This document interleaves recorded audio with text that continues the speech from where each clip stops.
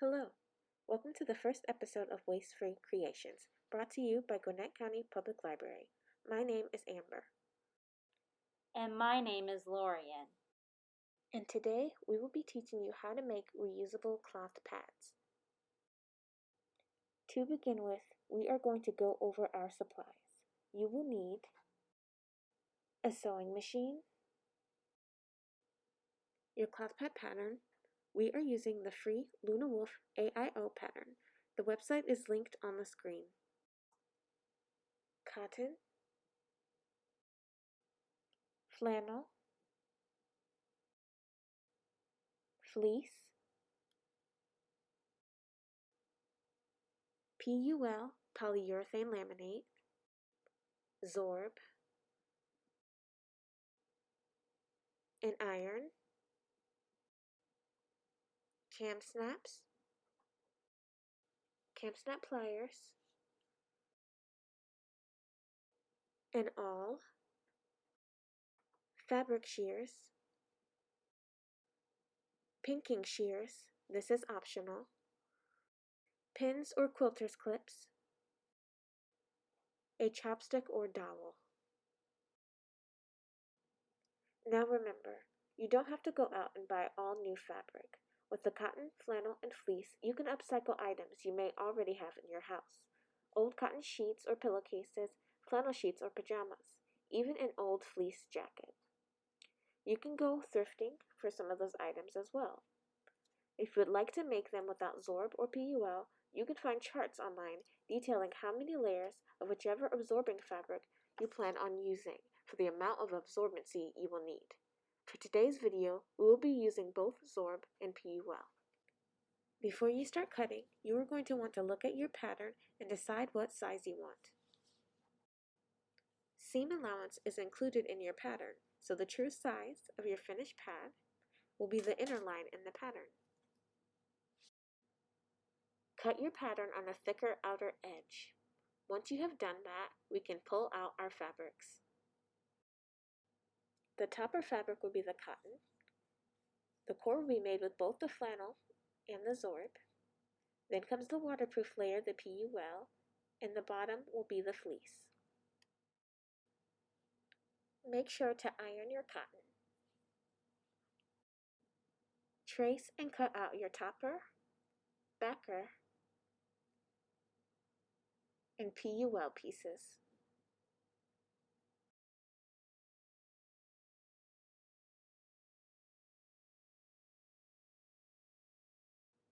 Trace out where you want your turn space to be. Make sure it is big enough to pull the pad right side out. I like to place my turn space here. We will create our absorbent core first. It will consist of 2 layers of flannel with Zorb sandwiched in between them. Pin them together. Now we can start sewing.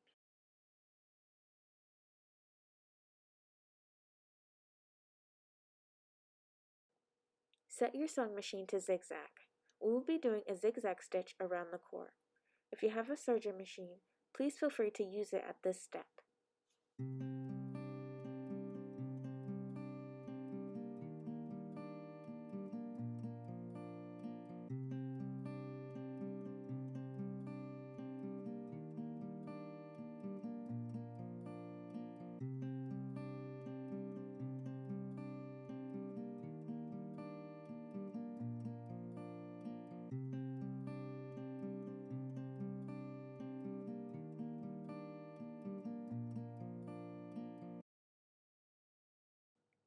Now we are going to pin our core to the pad.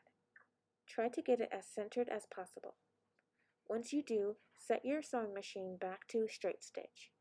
We will now sew our core to the topper.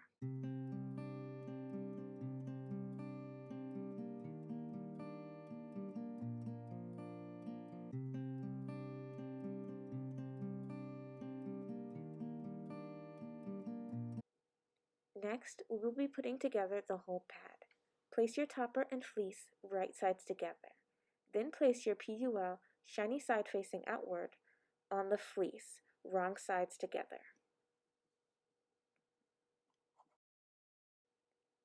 Pin in place with the quilter's clips.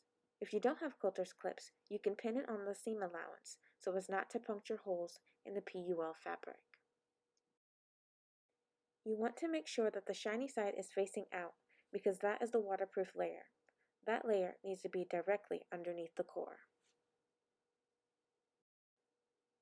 Following the seam allowance given by the pattern, sew the pad together, leaving an opening large enough to turn the pad inside out. Because pads are so curvy, it is best to go very slowly and carefully.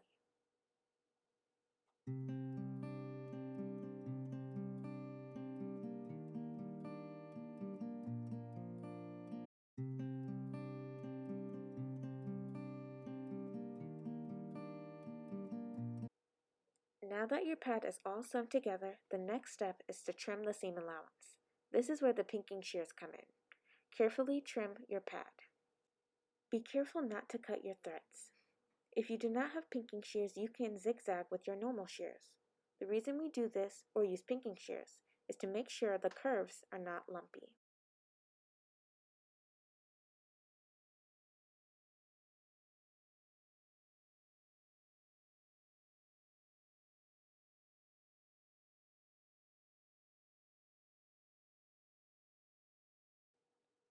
Pull the pad right side out.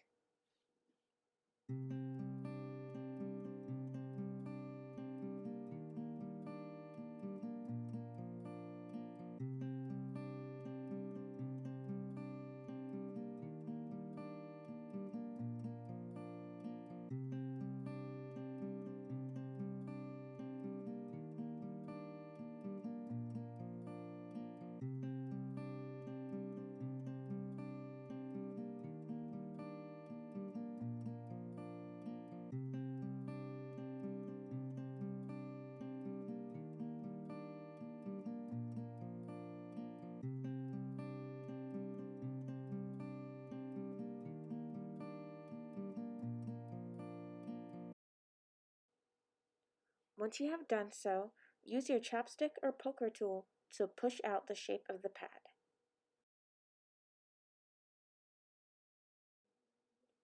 Then fold in the turn space and pin it.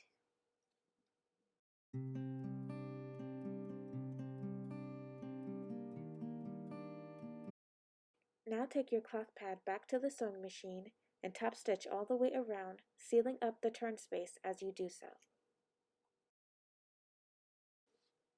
Your pad is almost done. The only thing missing are your snaps. You will need two of the sharp pieces, one of the pieces that goes inward, one that goes outward, your snap plier, and your awl. Determine where you want your snaps to close. Once you have found the perfect spot, use your awl to poke a hole through both layers of the wing. Take a sharp piece and insert it into a hole. Attach the outer piece to it. Use your pliers to squeeze them together. Then do the same on the other wing.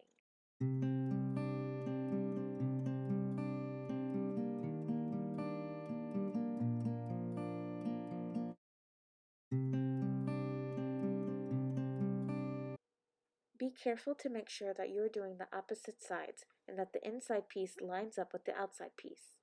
Attach the second snap. And there you have it.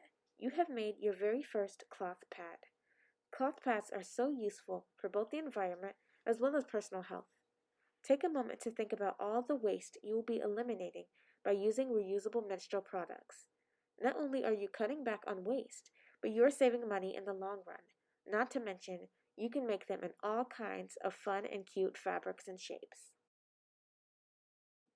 But before you go, we just wanted to go over some easy tips and DIYs for cleaning your cloth pads. Soak in cold water only. If you soak or wash your pads in hot water, it will allow any stains to set. When soiled, rinse them in cold water until the water runs clear, or you can place them in a bucket of cold water to let soak. Allow 40 minutes to 3 hours to soak in cold water. Only use stain remover when spots are noticeable. You'll want to avoid using too many chemicals. Do not use fabric softener. It can affect the absorbency of the pad. Also, Stay away from bleach. It can wear the fabric of the pad down. Last but not least, air dry, no heat. The heat can cause damage to the fleece lining. To store your pads once they're soiled, go and get a cheap cosmetic bag to keep them in. Thank you for watching. If you enjoyed this video, keep an eye out for more episodes in the Waste-Free Creation series. We will be making unpaper towels and knitted and crocheted dishcloths. Happy creating and see you next time.